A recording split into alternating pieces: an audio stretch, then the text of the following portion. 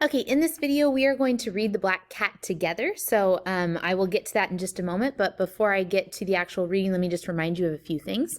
Some words that I think you should know when reading The Black Cat. First is macabre. Macabre means that it is disturbing and horrifying because of its depiction of death and or injury. Poe was a master of the macabre. He was almost everything that he wrote had to do with the macabre, or something that is disgusting or horrifying because it involves death or injury. Grotesque is another word that you should know. Grotesque in this particular genre means repulsively ugly or distorted. Okay, so if something is grotesque, then it is really hideous. It is really disgusting. There's also another literary grotesque definition, but we'll talk about that later in the year. Another word that you really need to know, especially for this story, is perverse. When a person's actions show a deliberate desire to behave in a way that is unacceptable despite the consequences. It's like, I know that what I want to do is wrong, but I still really, really want to do it anyway. That would be a perverse attitude, I guess. So when somebody does something and you know it's wrong, but you still desire to do it anyway, okay? Even though you know it's wrong. A couple other words you need to know. First of all, fiend intemperance. The word fiend means demon or devil. So to call something a fiend intemperance, it's a bad thing. Temperance it's two things. First of all, it's restraint or self-control. Okay, so if you are a temperate person, then you are really great at controlling yourself. But temperance is also a movement, in particular before the 1920s and during the 1920s. The temperance movement was all about banning alcohol, right? Abstaining us from partaking in alcohol. So when we're talking about fiend intemperance, we're actually using the second one where we're talking about refraining from alcohol. Temperance would be refraining from alcohol. So intemperance would be a lack of restraint related to alcohol. So if you have a lack of restraint related to alcohol, that would make you more of an alcoholic, right? Someone who is not in control of their consumption of alcohol. So a fiend intemperance is alcoholism, and because he calls it a fiend, that means he does not approve of it, right? So intemperance, alcoholism, not a good thing. It's a demon or a devil in this case. And then another illusion, Pluto, okay? That's something that we talked about in The Raven as well, Plutonian shore. So Pluto is a reference to Hades, god of the underworld. That's his Roman name.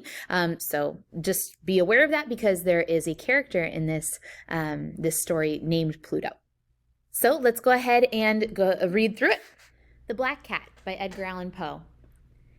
For the most wild yet most homely narrative which I am about to pen, I neither expect nor solicit belief. Mad indeed would I be to expect it, in a case where my very senses reject their own evidence. Yet mad am I not, and very surely do I not dream. But tomorrow I die, and today I would unburthen my soul.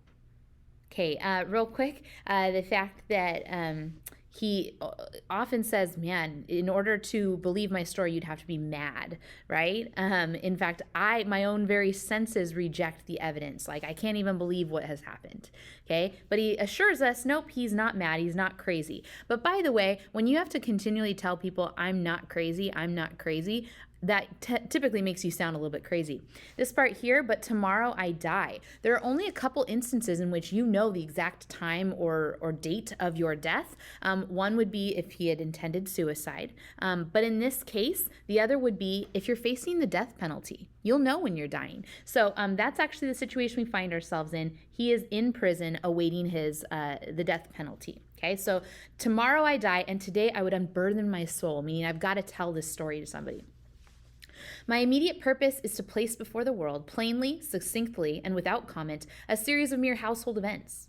In their consequences, these events have terrified, have tortured, have destroyed me. Yet I will not attempt to expound them. To me, they have presented little but horror. To many, they will seem less terrible than Barreau's. Hereafter, perhaps some intellect may found which will reduce my phantasm to the commonplace, some intellect more calm, more logical, and far less excitable than my own, which will perceive in the circumstances I detail with awe nothing more than an ordinary succession of very natural causes and effects. From my infancy I was noted for the docility and humanity of my disposition. My tenderness of heart was even so conspicuous as to make me the jest of my companions. I was especially fond of animals and was indulged by my parents with a great variety of pets.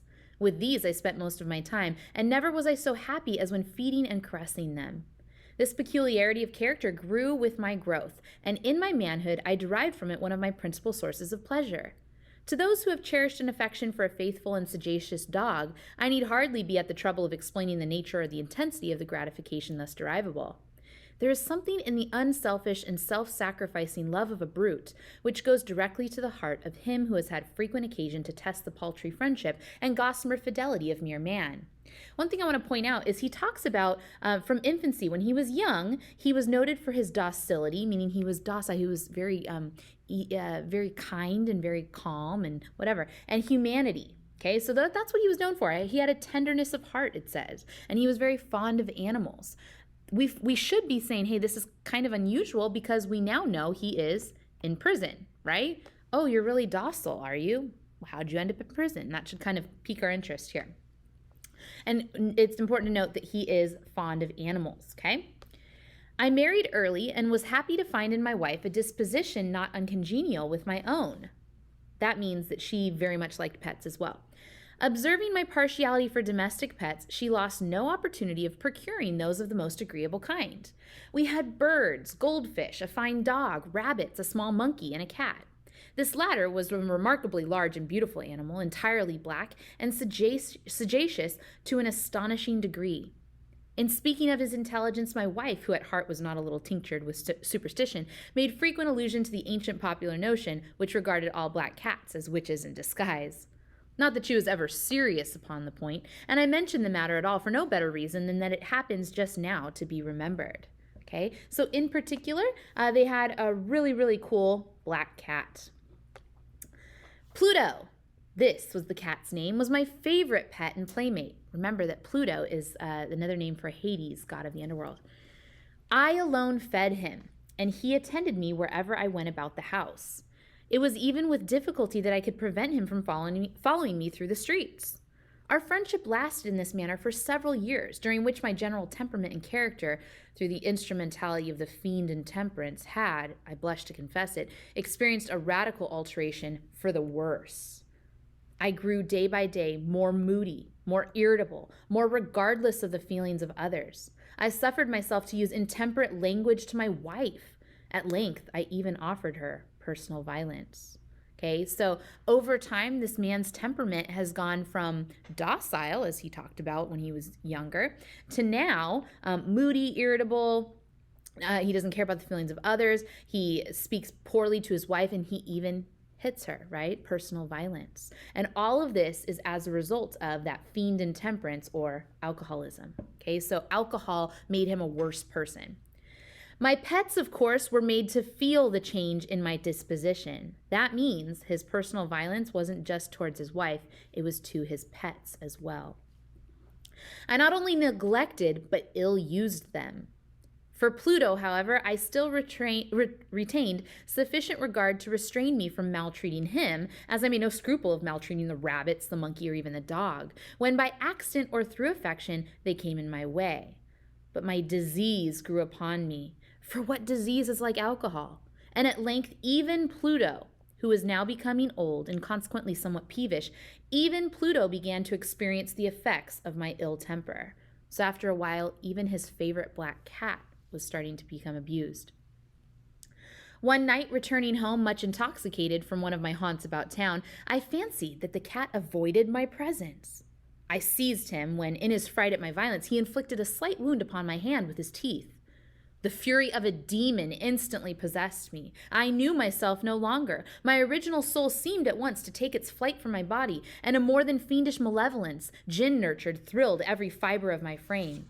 I took from my waistcoat pocket a penknife, opened it, and grasped the poor beast by the throat and deliberately cut one of its eyes from the socket.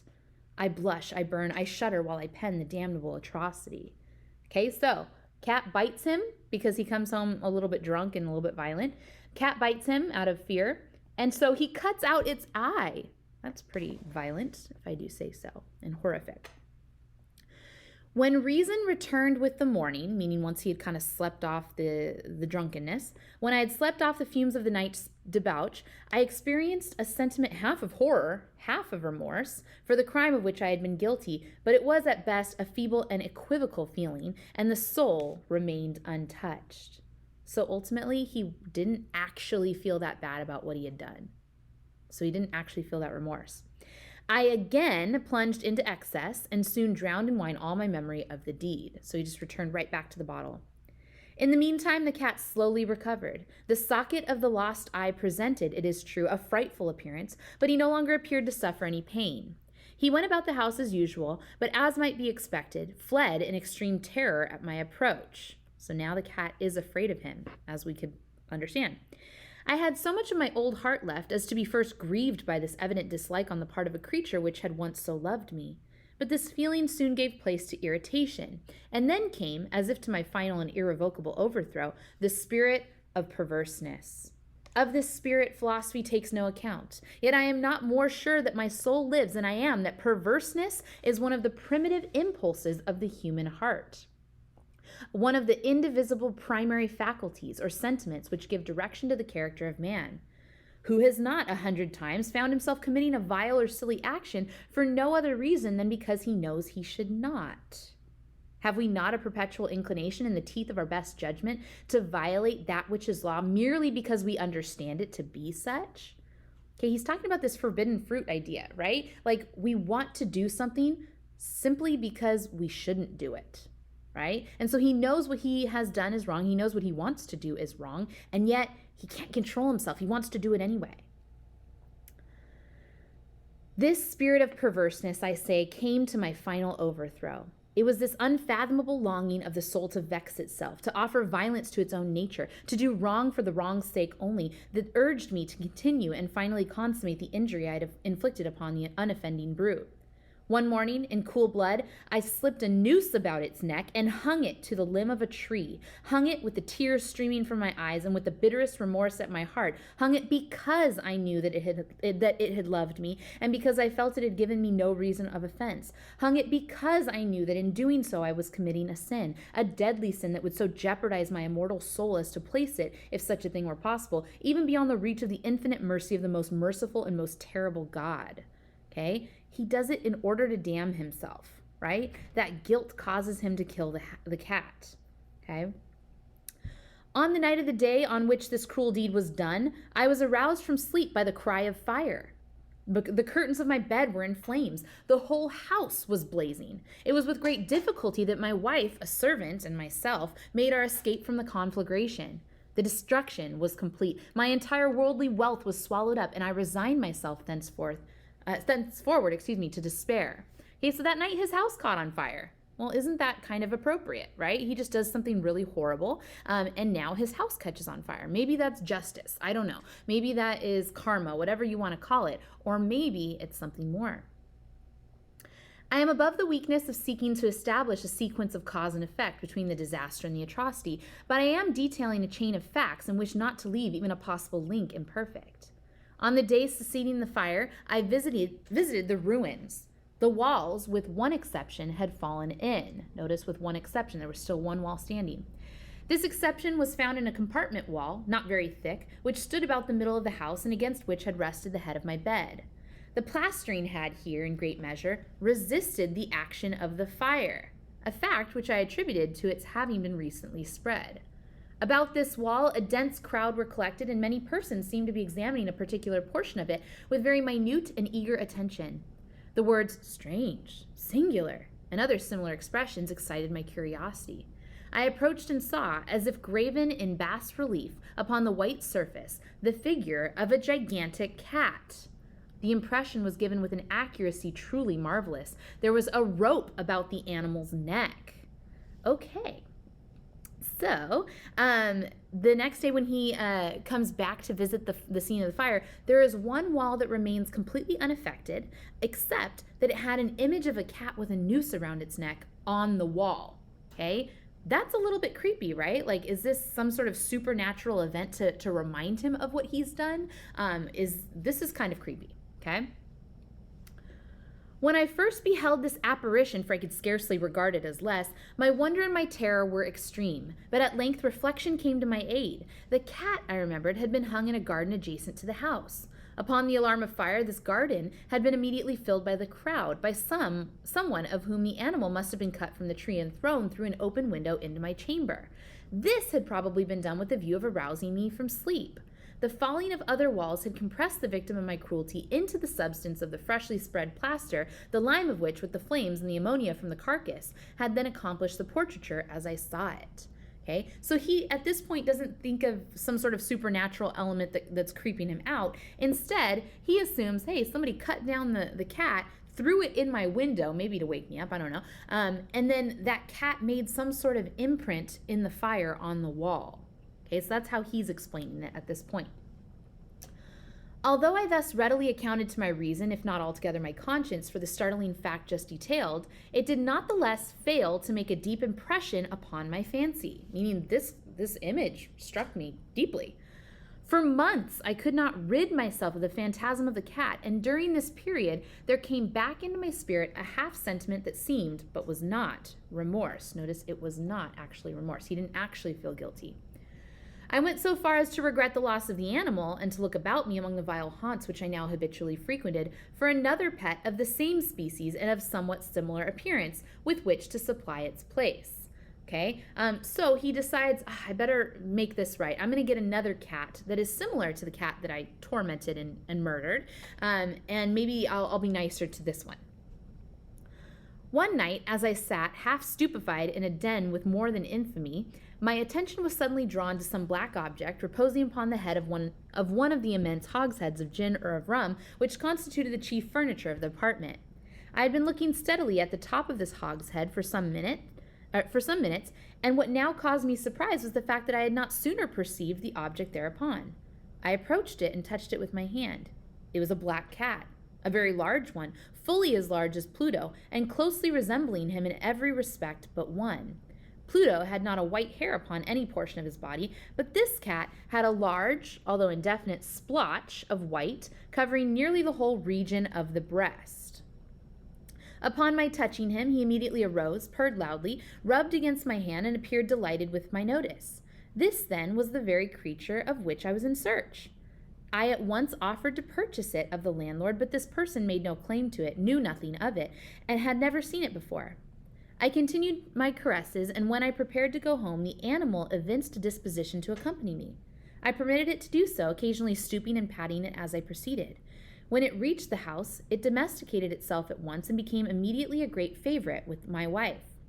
For my own part, I soon found a dislike to it arising within me. So he does not necessarily like this new cat, at least he's slowly developing a dislike for it. This was just the reverse of what I had anticipated, but I know not how or why it was, its evident fondness for myself rather disgusted and annoyed. By slow degrees, these feelings of disgust and annoyance rose into the bitterness of hatred. I avoided the creature. A certain sense of shame and the remembrance of my former deed of cruelty prevented me from physically abusing it. I did not for some weeks strike or otherwise violently ill-use it, but gradually, very gradually, I came to look upon it with unutterable loathing, and that means hatred, and to flee silently from its odious presence as from the breath of a pestilence. What added, no doubt, to my hatred of the beast was the discovery on the morning after I brought it home that, like Pluto, it had also been deprived of one of its eyes. That's a little bit coincidental, or maybe not. This circumstance, however, only endeared it to my wife, who, as I've already said, possessed in a high degree that humanity of feeling which had once been my distinguishing trait and the source of many of my simplest and purest pleasures. With my aversion to this cat, however, its partiality for myself seemed to increase. It followed my footsteps with a pertinacity which it would be difficult to make the reader comprehend. Whenever I sat, it would crouch beneath my chair, or spring upon my knees, covering me with its loathsome caresses. If I arose to walk, it would get between my feet and thus nearly throw me down, or fastening its long and sharp claws in my dress, clamber in this manner to my breast. At such times, although I longed to destroy it with a blow, I was yet withheld from so doing, partly by a memory of my former crime, but chiefly, let me confess it at once, by absolute dread of the beast. This dread was not exactly a dread of physical evil, and yet I should be at a loss how otherwise to define it. I am almost ashamed to own, yes, even in this felon's cell, I am almost ashamed to own that the terror and horror with which the animal inspired me had been heightened by one of the merest chimeras that would be possible to conceive. That would be possible to conceive. My wife had called my attention more than once to the character of the mark of the white hair. Remember, this cat is all black, except it has a white mark on its chest. Okay, now his wife is calling attention to it, of which I have spoken, and which constituted the sole visible difference between the strange beast and the one I had destroyed.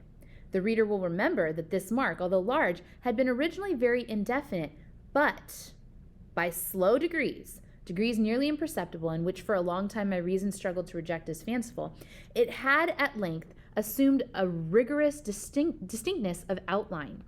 It was now the representation of an object that I shudder to name, and for this, above all, I loathed and dreaded and would have rid myself of the monster had I dared. It was now, I say, the image of a ghastly thing, of the gallows. So that's a noose. Oh, the mournful and terrible engine of horror and of crime, of agony and of death. Okay, so this is an important point, so I want to make sure that we understand this. The white spot on this cat's chest slowly transformed and slowly started to look like a noose around this black cat, okay, which is a perfect reminder of what he had done to his first black cat, Pluto. And now was I indeed wretched beyond the wretchedness of mere humanity, and a brute beast whose fellow I had contemptuously destroyed, a brute beast to work out for me a man fashioned in the image of the high God, so much of insufferable woe. Alas, neither by day nor by night knew I the blessing of rest anymore. So he no longer can sleep because of this cat and the noose around its neck. During the former, the creature left me no moment alone, and in the latter I started hourly from dreams of unutterable fear to find the hot breath of the thing upon my face, and its vast weight an incarnate nightmare that I had no power to shake off, incumbent eternally upon my heart. Beneath the pressure of torments such as these, the feeble remnant of the good within me succumbed. Evil thoughts became my sole intimates, the darkest and most evil of thoughts. The moodiness of my usual temper increased to hatred of all things and of all mankind, while from the sudden, frequent, and ungovernable outbursts of a fury to which I now blindly abandoned myself, my uncomplaining wife, alas, was the most usual and the most patient of sufferers. Okay, so his mental state as a result of this cat and as a result of this white spot that's slowly turning into a noose, the result of this is his steady decline mentally, right? That he was originally moody. Well, now that moodiness has turned into evil thoughts. Okay, so he's had this decline in attitude, a decline in kind of action and the way that he, just interacts with other people even. So talking about his wife, it says, one day she accompanied me upon some household errand into the cellar of the old building which our poverty compelled us to inhabit. The cat followed me down the steep stairs, and nearly throwing me headlong, exasperated me to madness. Uplifting an axe and forgetting in my wrath the childish dread which had hitherto stayed my hand, I aimed a blow at the animal, which of course would have proved instantly fatal had it descended as I wished. But this blow was arrested by the hand of my wife. Goaded by the interference into a rage more than demoniacal, I withdrew my arm from her grasp and buried the axe in her brain. She fell dead upon the spot without a groan. Okay, so like I said, his mental state has declined, right? He has gone from, kind of not a nice guy and kind of an alcoholic to now a complete murderer, right? Now he not only murdered his initial cat or his first cat, he has now buried the axe into the brain of his wife, right? So he has put an axe in her brain. And he meant to kill the cat initially, but she got in his way, and then he again lost it, right? Goaded by the interference. He was frustrated that she had gotten in the way, and then he killed his wife. This hideous murder accomplished, I set myself forthwith and with entire deliberation to the task of concealing the body. So now he's got a body to dispose of. I knew that I could not remove it from the house, either by day or by night, without the risk of being observed by the neighbors. Many projects entered my mind. At one period, I thought of cutting the corpse into minute fragments and destroying them by fire. At another, I resolved to dig a grave for it in the floor of the cellar. Again, I deliberated about casting it in the well of the yard, about packing it in a box as if merchandise, with the usual arrangements, and so getting a porter to take it from the house. Notice, he was really thinking through how to dispose of this body, right? So although he has completely lost his mind, he also has a perfect mind for, what he's going to have to accomplish. So in some ways, he has lost his mind and also not lost it. So perhaps that makes what he's doing even worse, right? The fact that he's pretty calculating. It makes it even more perverse, right? Finally, I hit upon what I consider a far better expedient than either of these, meaning my solution here. I determined to wall it up in the cellar. So he's going to bury his wife's body in the cellar. In the walls of the cellar, as the monks of the Middle Ages are recorded to have walled up their victims. For a purpose such as this, the cellar was well adapted. Its walls were loosely constructed and had lately been plastered throughout with a rough plaster, which the dampness of the atmosphere had prevented from hardening. Moreover, in one of the walls was a projection caused by a false chimney or fireplace that had been filled up and made to resemble the rest of the cellar. I made no doubt that I could readily displace the bricks at this point, insert the corpse, and wall the whole up as before so that no eye could detect anything suspicious. And in this calculation, I was not deceived. By means of a crowbar, I easily dislodged the bricks, and having carefully deposited the body against the inner wall, I propped it in that position, while, with little trouble, I relaid the whole structure as it originally stood. Having procured mortar, sand, and hair, with every possible precaution, I prepared a plaster which could not be distinguished from the old, and with this I very carefully went over the new brickwork. When I had finished, I felt satisfied that all was right. The wall did not present the slightest appearance of having been disturbed. The rubbish on the floor was picked up with the minutest care. I looked around triumphantly and said to myself, "Here, at least then my labor has not been in vain." Okay, notice. He's pretty proud of himself for coming up with this plan and taking care of this. He doesn't seem overly distraught about his wife. Instead, he's like, gotta take care of business, gotta wall her up in the cellar. My next step was to look for the beast which had been the cause of so much wretchedness, for I had at length firmly resolved to put it to death. So now he just killed his wife, now he's ready to kill the second cat. Had I been able to meet with it at the moment, there could have been no doubt of its fate.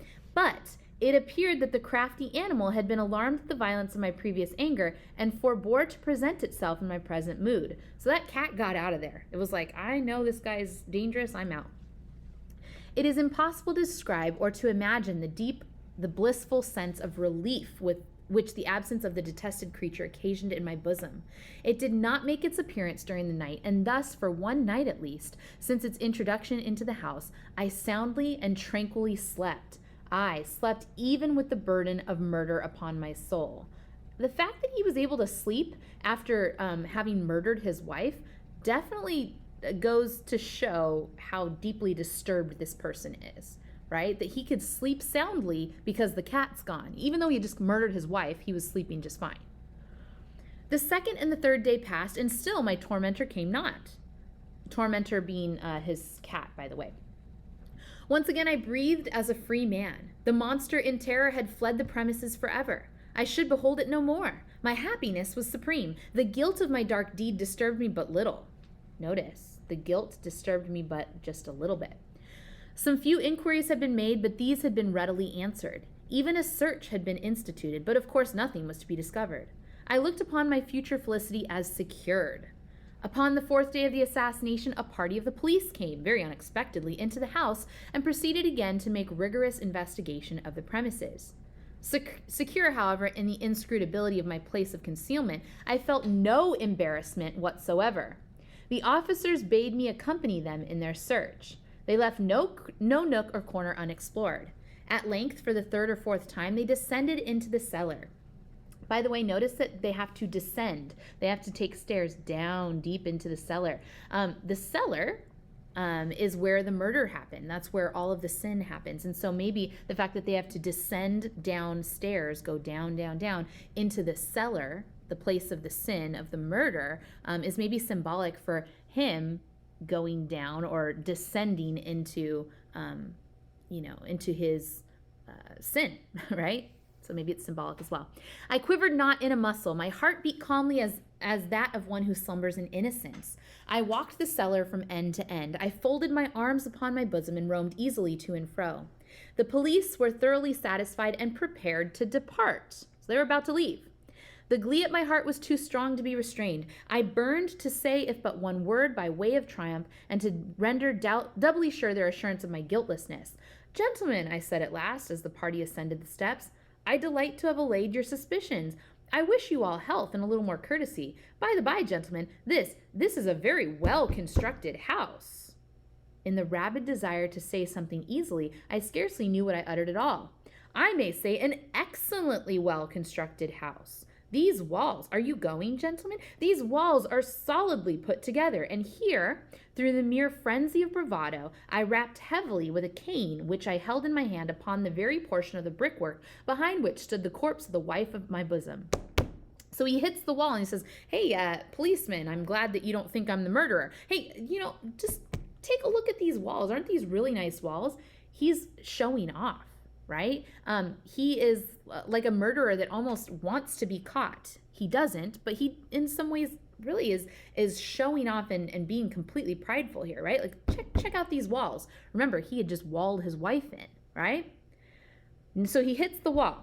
But may God shield and deliver me from the fangs of the arch fiend. No sooner had the reverberation of my blows sunk into silence than I was answered by a voice from within the tomb. So something actually is calling out to him after he hits the wall. Something calls back. By a cry, at first muffled and broken, like the sobbing of a child, and then quickly swelling into one long, loud, continuous scream, utterly anomalous and inhuman. A howl, a wailing shriek, half of horror and half of triumph, such as might have arisen only out of hell, conjointly from the throats of the damned in their agony and the demons that exult in the damnation.